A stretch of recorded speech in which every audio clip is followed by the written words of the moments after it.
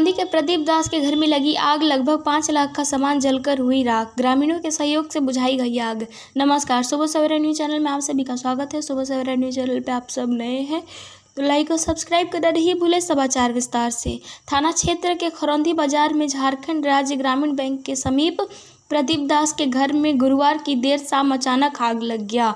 आग से घर में न्यू मोटरसाइकिल, अलमीरा, पलंग, खाने पीने का सामान, पहनने का कपड़ा के साथ 5 लाख का सामान सब जलकर राख हो गया। आग की लपेट इतना तेज थी कि पास में ही विधायक प्रतिनिधि उपेंद्र दास के घर में आग लग गया।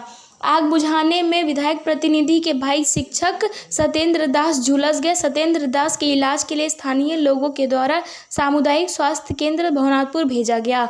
विधायक प्रतिनिधि उपेंद्र दास ने बताया कि लगभग शाम 5 बजे बाजार आने जाने वाले लोगों को प्रदीप दास के घर में धुआं निकलता दिखाई दिया। धुआं देखकर गांव के लोगों आग बुझाने के लिए दौड़े, लेकिन देखते देखते आग की लपेट काफ़ी भयंकर हो गया।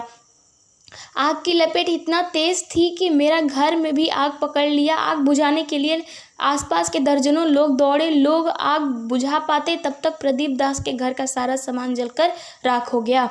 आग में न्यू बाइक, पलंग, अलमीरा, खाने पीने का सामान, पहनने का कपड़ा सहित 5 लाख का सामान जल गया। आग बुझाने में ही मेरा भाई सत्येंद्र दास भी झुलस गया है। उसे तत्कालीन इलाज के लिए गढ़वा भेजा गया है। वहीं जब इसकी सूचना लोगों ने बीडीओ तथा सीईओ को दिया तो उन लोगों ने इसमें किसी तरह की कोई रुचि नहीं लिया। साथ ही वरीय पदाधिकारियों से तत्कालीन प्रदीप दास को मुआवजा देने की मांग किया है। इस दौरान अवधेश पासवान, शशि कुमार, नरेश दास, गुड्डू दास, अखिलेश रवानी, राजेश पासवान सहित दर्जनों ग्रामीण आग बुझाने में सहयोग कर रहे थे। सूचना पाकर सीआई मोजीब खान पहुंचकर जानकारी लिया, साथ ही हर संभव सहयोग करने का आश्वासन दिया।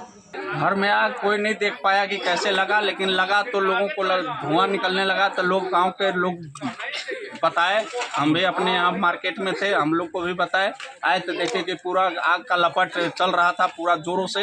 और ये प्रदीप दास का घर है।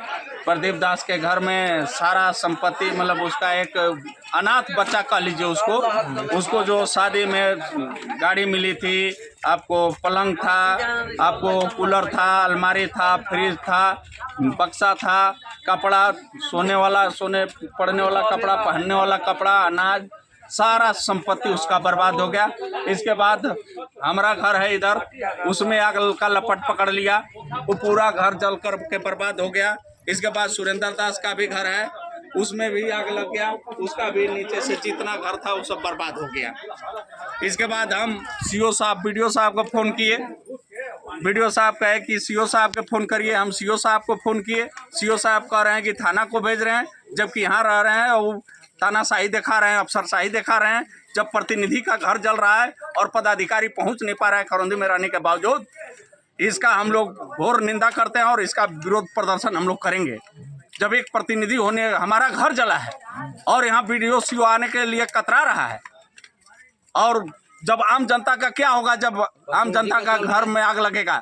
यहाँ तो पहले अग्निशमन का भी व्यवस्था नहीं है। हम लोग किसी तरह लाइन वगैरह व्यवस्था करके हम लोग घर को जलाए हैं, घर को बचाए हैं जलने से। इस तरह के अफसरशाही यहाँ बढ़ गया है इस राज्य में।